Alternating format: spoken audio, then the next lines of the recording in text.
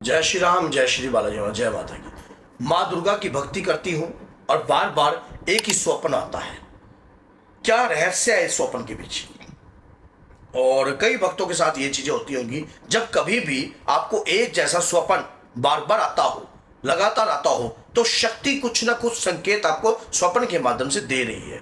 अब ये आपके ऊपर डिपेंड होता है कि आप उस संकेतों को समझते हो या नहीं समझते।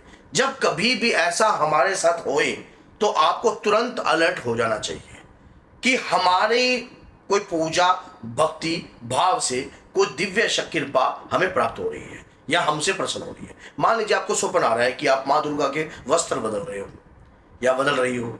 आपको ऐसा लग रहा है कि माँ का 16 श्रृंगार आप किसी मंदिर में भेंट कर रही हो। ऐसा स्वप्न आता है कि जैसे कि कहीं पर आप बैठकर किसी दुर्गा माँ के मंदिर में आप हवन कर रही हो। और तो इन सारी चीजों के पीछे जो एनर्जी होती है वही कार्य करती है। कहते हैं कि जब आदमी सोता है तो वो एकदम एक किस्म का मरे समान होता है और हमारी उस वक्त चेतना तो होती नहीं, हम कौन सी दुनिया में हमें खुद नहीं पता होता। तो उस दौरान हमारे आत्मा के साथ परमात्मा का कनेक्शन अच्छा बढ़ता है। तो उस वक्त हमें यह स्वप्न जब आ रहा है तो शक्ति हमारे माध्यम से कुछ ना कुछ जा रही है।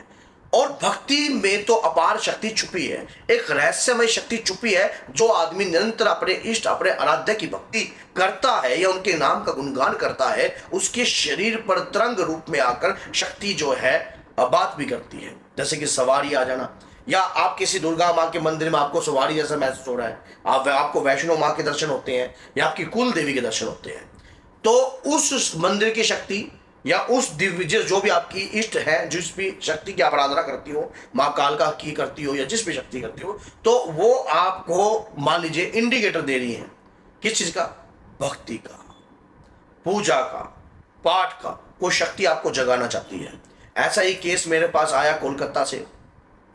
तृप्ति नाम की लड़की थी और उनको बार बार ऐसे स्वप्न आते थे। उन्हें क्या होता था कि जब बार बार वो रात्रि को सोती तो उन्हें ऐसा लगता कि जैसे दुर्गा माँ के मंदिर में वो हवन करती हैं। उन्हें ऐसा लगता था कि वो हवन कर रही हैं और पंच मेवाओं से हवन कर रही हैं और बहुत सारे लोग वहाँ बैठे हैं। तो ऐसा स्वप्न उनको काफ़ी समय से आ रहा था। ये बात होगी तकरीबन 2 साल पुरानी। जब उन्होंने मेरे को इस बात को बताया था तो 2 साल पुरानी होगी। अब वो खुद, जब उन्होंने इस बात का मेरे साथ डिस्कस किया, अब वो लड़की खुद जो है माँ दुर्गा की एक अपार भक्त है। 2 साल में उसको इतना ज्ञान अर्जित हुआ, वीडियो देख देख के समझी, मिली मेरे से फिर हाँ मेहंदीपुर बालाजी में, और उसके बाद उन्होंने ढंग सीखा। सिर्फ कोई ओपरी के लिए नहीं, सिर्फ एक ढंग किया अभी माँ दुर्गा को प्रसन्न करने का। ये किस प्रकार का इंडिकेटर है? तो हमारे पिछले जन्म का कुछ रहस्य हमारे साथ होता है। कुछ हमारे पिछले जन्म का जो, अगर हमारे कोई बेकार कर्म है या किसी भी प्रकार के हमारे जो ऐसे पाप हैं जो हमारे सामने आते हैं, जिन पापों को हम जानते नहीं हैं, जिन पापों के बारे में हमें पता नहीं है, तो वो जब वो पाप हमारे सामने आ सकते हैं तो हमारे सत्कर्म जो हमारे अच्छे कर्म होते हैं वो क्या हमारे सामने नहीं आते? वो भी आते हैं स्वप्न के रूप में। अगर भगवती का आपका इस प्रकार का इंडिकेटर आपके माइंड में आना, कम से कम आपकी चेतना को जागृत करना है, आपके अंतर मन की ऊर्जा को जगाना है। और जब हमारी अंतर मन की ऊर्जा जगती है भक्ति पूजा पाठ से, क्योंकि पिछले जन्म में भी अगर आपने क्या था कि माँ की भक्ति करी हो, तभी जाकर इस प्रकार के इंडिकेटर रहते हैं। कई माताएं बहनों को तो ऐसा लगता है कि जैसे वो सवारी के रूप में आ रही हैं, तो सवारी भी महसूस होता है। लेकिन कई माताएं बहनें डर भी जाती है कि सवारी ना आए। देखो, अगर आप किसी भी माता बहनों को या भाई को सवारी नहीं चाहिए, तो आप जब भगवती की पूजा करते हो तो माँ से प्रार्थना कर सकते हो कि माँ, मुझे किसी भी प्रकार की सवारी नहीं चाहिए, मैं आपकी शरण में रहकर आपके नाम का प्रचार करना चाहता हूँ, मुझे जो है मेरी वाणी के रूप में कार्य कीजिए। तो आपको वैसे ही कृपा प्राप्त होगी और मस्ती के रूप में आपके शरीर पर असर आ जाएगा। क्योंकि कई लोगों को साथ कई लोग ना भयभीत होते हैं। जरूरी नहीं है कि माँ ऐसे ही आती है, आप जैसे इच्छा चाहोगे वैसे ही तरंग। माँ स्वयं नहीं आती, नहीं कि माँ की यक्षिणियाँ, माँ की योगनियाँ आपकी रक्षा करती हैं, आपके संग रहती हैं। देखिए, एक बात बताइए, आप लगातार 2 साल या 3 साल या 4 साल, मैं कह रहा हूं कि आप 9 महीने भी अगर भगवती की पूजा करने लग जाए, दुर्गा सप्तशी में माँ ने स्वयं इस बात का उल्लेखन किया है कि जिस घर में मेरा पाठ होता है, दुर्गा सप्तशी का अध्याय का पाठ होता है, देवी कवच का पाठ होता है, मेरी शक्तियां वहां वास करती हैं। तो आपके घर में माँ की पूजा पाठ निरंतर हो रहा है, या पिछले जन्म से भी आप माँ के भक्त थे, तभी जाकर इस प्रकार के स्वप्न, इस प्रकार की चीजें आपको दिखाई दे रही है।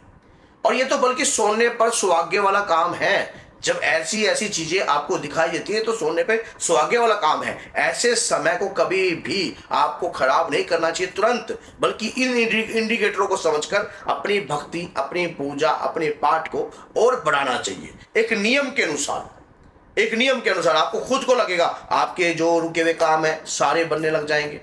किसी भी प्रकार की दिक्कतें, समस्याएं, बल्कि जिंदगी जीने का मजा आएगा। देखो, अगर कई बार कहते हैं कि नकारात्मकता, नेगेटिव एनर्जी है, तो क्या पॉजिटिव एनर्जी नहीं है? आप सोचो कि जब नेगेटिव है, क्योंकि हर जीवन के साथ दो पहलू जुड़े हैं, दिन और रात, सुबह और शाम, राइट एंड लेफ्ट, समझ गए, गोरा और काला। ये सोच के देखिए कि हर चीज है, तो क्या नेगेटिव और पॉजिटिव।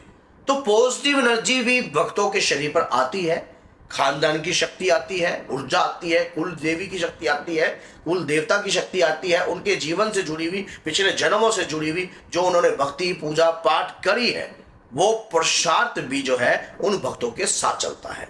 लेकिन ये तो भक्त के समझने के ऊपर बात है कि वो इन बातों को समझ पाता है या नहीं।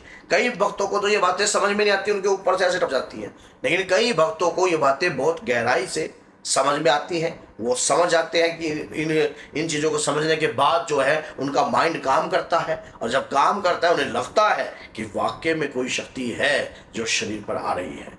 अगर आपको हमारी बनाई हुई वीडियो अच्छी लगती है और आपको लगता है कि हम आगे और भी बेहतरीन तरीके से वीडियो बनाते रहें, तो चैनल को लाइक कीजिए, सब्सक्राइब कीजिए, और 10 लोगों तक इस प्रकार की वीडियो जरूर शेयर करनी चाहिए। अगर आप माँ के भक्त हो, अगर वो सामने वाला व्यक्ति देख लेता है और उसकी माइंड जो है माँ के प्रति भक्ति में लग जाता है, आपका कुछ नहीं जाएगा, मेरा कुछ नहीं जाएगा, लेकिन हमें कमीशन जरूर मिल जाएगा। कमीशन कौन सा?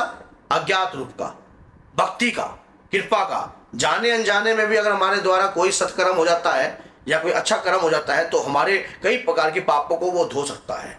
मान लीजिए आपने वीडियो शेयर करी, किसी को, सामने वाला व्यक्ति बीमार है, और अचानक वो एक वीडियो को देख के दूसरी वीडियो को देख के वैसा कार्यक्रम कर लेता है, तो कोई नकारात्मकता उसको घेर रही होगी, तो कहीं ना कहीं उसको रास्ता मिल सकता है। और जब रास्ता मिल सकता है तो जाने अनजाने में हमने किसी को पानी पिला दिया, जाने अनजाने में हमने अपनी इस वीडियो को उसके तक पहुंचा दिया, तो हम तो एक माध्यम है भगवान की कृपा के, तभी तो जाकर हम ये वीडियो बना पा रहे हो और आप सुन पा रहे हो। अगर आपने ये वीडियो एंड तक आप बने हुए हो अब तक, तो आपके ऊपर कहीं ना कहीं भगवती की कृपा का हाथ है, तभी तो आप इस वीडियो में बने हुए हो। तो तभी नहीं तो वीडियो को स्किप करके कहीं ना कहीं चले जाते हैं आप। तो अगर ये वीडियो अच्छी लगी है तो लाइक कीजिए, चैनल को सब्सक्राइब कीजिए, और 10 लोगों तक शेयर करने का प्रयास कीजिए। तो बोलिए जय सीताराम, जय माता दी।